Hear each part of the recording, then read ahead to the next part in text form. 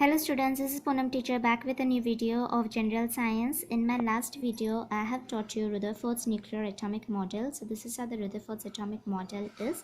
This is the centrally located nucleus which carries a positive charge, and these are the electrons which are placed around the positively charged nucleus, and this electrons carries a negative charge.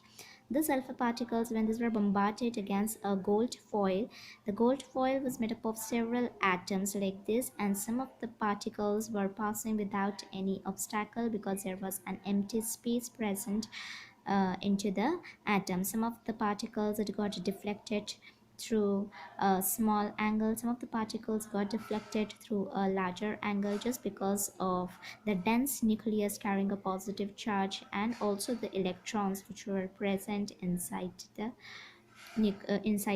atom itself. So just because of the presence of the dense nucleus which carries a positive charge and the negatively charged electrons, the alpha particles, it got deflected through a smaller angle sometimes and through a larger angle sometimes, and the total number of positively charged particles and the negatively charged particles into an atom is equal, and because of this the atom is electrically neutral. So these all things we studied into the last video, and now in this video we shall study a new model, that is Bohr's stable orbit atomic model, which was proposed in the year 1913. He was a Danish scientist, and he put forth some postulates, and he said that the electrons which revolves around the atomic nucleus lie in the concentric circular orbits at certain distance from the nucleus. Now you could refer to figure 5.6 on page number 31, and you can see that this is how the structure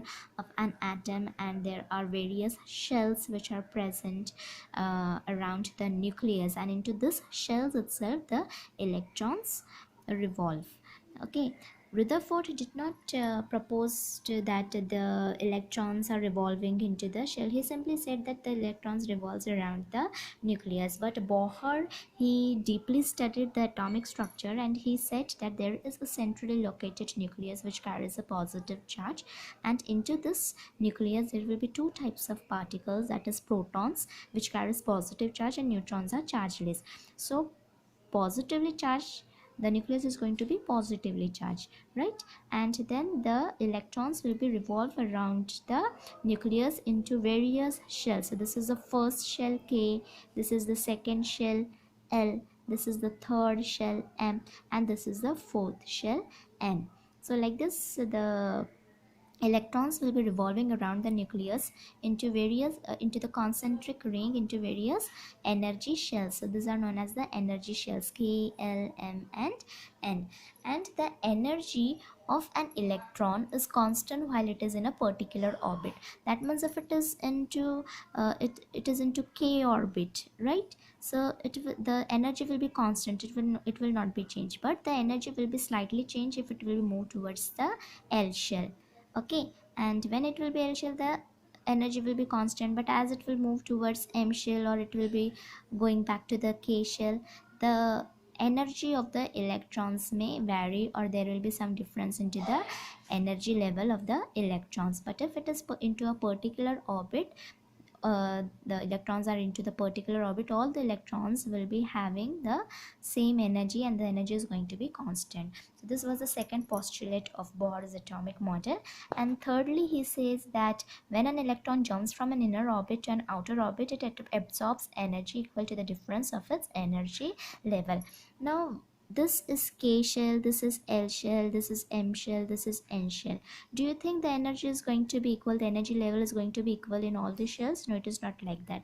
There's going to be a difference into the energy level. K will be having a little smaller amount of energy, L will be having a little larger amount of energy, M will be larger to that, and N will be having the largest amount of energy level. So like this, there will be the difference into the energy levels as you go to various energy shells. But if an electron is jumping from the inner shell, now this is an inner shell, this one is the outer shell, okay, then this is the outer, this is outer to L shell, and this one is the outermost shell. Okay, So this is the inner shell, for example, and if the electrons are jumping from K shell to L shell, then they are going to absorb the energy, and if they will moving back from L shell to K shell, then they will be emitting or releasing the energy according to the difference of the energy level. Okay, so this electrons, when it jumps from inner orbit to an outer orbit, it absorbs the energy equal to the difference of the energy level, and when it jumps from outer orbit to inner orbit, then it releases or emits the energy equal to the difference of its energy level. So these were the three postulates which were proposed by Bohr's, which was proposed by Neil Bohr, and on the basis of that he proposed Bohr's stable orbit atomic model. And then deeply various scientists started studying this atomic structure, and they introduced a new branch of science which is known as quantum mechanics. And this all things in detail you'll be studying after in higher classes. Some of the things you'll be studying in 10th standard, and more things you'll be studying after 10th standard. So this is how it is a new branch of science which is introduced, which is known as quantum mechanics, and it all deals with atomic structure. But right now you're in class 8, so you have to study only this many things. You have to study how is the atomic structure. So into an atom, there is a nucleus and the extra nuclear part. In the nucleus there are two particles, that is protons, which carries positive charge, and neutrons, which do not have any charge, which is chargeless. So nucleus is positively charged. Then there is extra nuclear part. Extra nuclear part will consist of the electrons, and this electrons revolves around the nucleus, and this electrons carries a negative charge, and then there will be empty space in between the electrons and the nucleus. So this is how the things are going to be there, and these protons and neutrons are collectively known as nucleons because both lives into the nucleus itself. Then proton is positively charged subatomic particle, and it is represented by symbol P. It carries a charge of 1.6 into 10 raised to minus 19 coulomb. That means one positive charge is equal to 1.6 into 10 raised to minus 19 coulomb. It is very important, please learn it by heart. I may ask you such kind of things into the exam.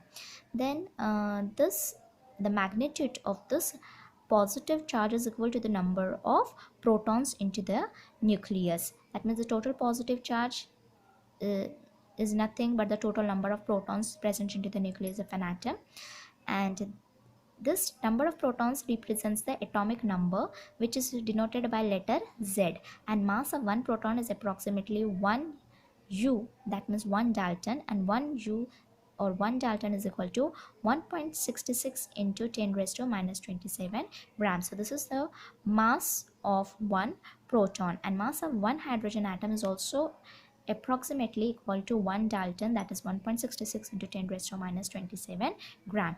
Rest of the things we shall learn into next video.